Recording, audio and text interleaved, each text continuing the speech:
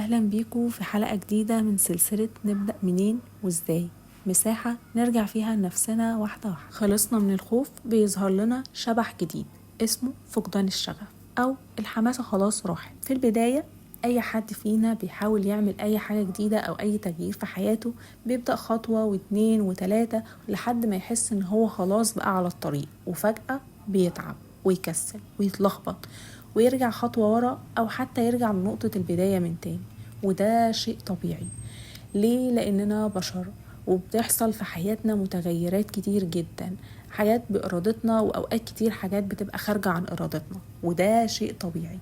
أي حاجة جديدة بنحاول نغير بيها حياتنا لازم بيجي وقت وبنضعف فيه، أو بتظهر لنا حاجات خارجة عن إرادتنا تخلينا نهدى شوية أو نقف خالص.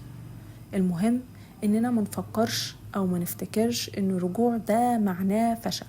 الرجوع ممكن يكون استراحة مش انسحاب. وطبعا الموضوع هنا بيختلف من شخص للتاني. في شخص ممكن يفقد الامل في نفسه ويحس ان خلاص كده كده مفيش امل، وفي شخص تاني ممكن يقول يتعامل مع نفسه بهدوء وبثبات ويقول لنفسه تمام، انا اليومين دول محتاج ارتاح شوية فمفيش مشكلة، ناخد استراحة ونرجع نكمل تاني. اللي بيكمل مش اللي ما بيقعش، اللي بيكمل هو اللي لما بيقع بيقوم حتى لو ببطء.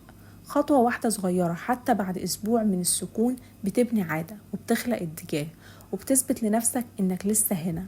فلو رجعت خطوة مفيش مشكلة، اركن شوية وارتاح، بس ما تطفيش المحرك، ارجع كمل بمزاجك وبطريقتك وبالسرعة اللي انت عايز تمشي بيها.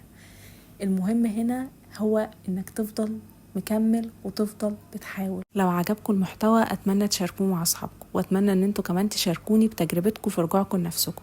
ايه الخطوات اللي خدتوها او لو لسه بتحاولوا ترجعوا شاركوني ايه الحاجة اللي انتوا قلتوا عليها لا او عملتوها عشان كنتوا بس مش عشان حد تاني، وكان الصوت نابع فيه من جواكم مش من أصوات الناس اللي حواليكم.